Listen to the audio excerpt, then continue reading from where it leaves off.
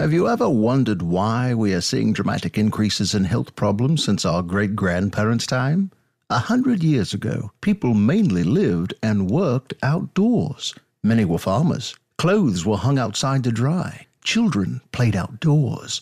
Almost everyone spent most of their day outdoors. They rode horses. But now things have changed. Most of us work and play indoors, where we have air conditioning. We work more on computers than on farms. We wash and dry our clothes indoors. We watch TV and surf the internet and play video games. We ride in air-conditioned autos and airplanes and trucks.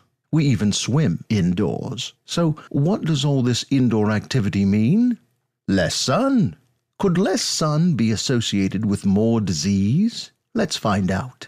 From sunlight, our skin makes a vital substance, vitamin D. Vitamin D, which is actually a hormone rather than a vitamin, has a major impact on our bodies. It increases activation in more than 2,000 genes. This increased gene activation allows the body to combat disease. In fact, over 5,000 scientific studies have shown the clear association of vitamin D deficiency with more than 100 diseases and health problems, most of which have seen dramatic increases over the past 50 years. These include some of the big ones: cancer, diabetes, osteoporosis, Alzheimer's, multiple sclerosis, obesity, and heart disease. Even rickets, which supposedly had gone away 80 years ago, has reappeared. Are you at risk for these diseases? Do you get enough vitamin D? Probably not. More than 9 out of 10 people worldwide don't get enough vitamin D. Ask yourself, do you spend a lot of time indoors? Do you wear sunscreen or protective clothing when you go outdoors? Many people think that 10 minutes outdoors is enough to get all the vitamin D they need from the sun. But the fact is, for most people, that unless you spend a fair amount of time outdoors every day in full sun with minimal clothing and no sunscreen, you aren't getting enough vitamin D to protect against disease. You need to stay in the sun for 3 hours if you are standing up in a short-sleeved shirt, 20 minutes if you are lying down in a bathing suit. Even food no longer provides as much vitamin D as it did 100 years ago. For example, in 1900, pie crust was made with lard from pigs raised outdoors. Back then, just one piece of a double crust pie provided 2,000 international units of vitamin D. Today, pie crust is made from vegetable oil or shortening. How much vitamin D? 0. The good news is you don't need sunlight or lard from pigs raised outdoors in order to get your vitamin D. A simple supplement can provide all you need to prevent or even treat serious disease. But how do you find out if you have enough vitamin D? You can, of course, have a blood test. A reading of at least 40 nanograms per milliliter or 100 nanomoles per liter is optimal.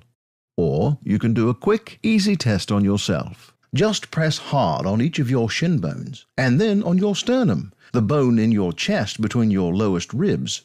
Did at least 2 of them hurt? Sore bones is an indication that you are probably very deficient.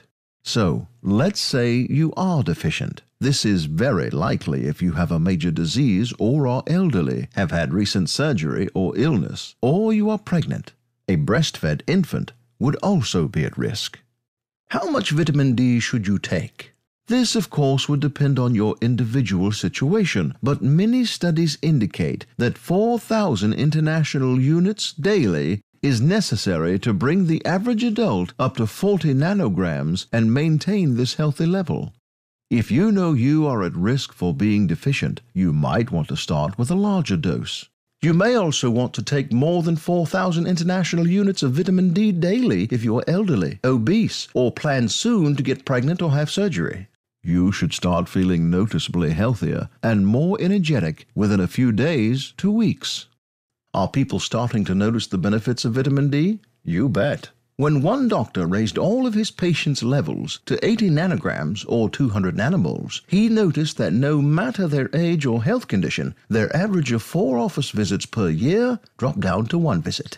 More and more people are getting vitamin D tests, a 10 times increase in just 3 years. And research on vitamin D has accelerated. More research has been done on vitamin D than on vitamin A, C, E, and K combined. So, if you want to feel better or get or stay healthy, taking a vitamin D supplement is probably the single best thing you can do for your body. And it won't cost you a trip to Hawaii. Do yourself a favor. Read the studies if you need more proof. Then try it.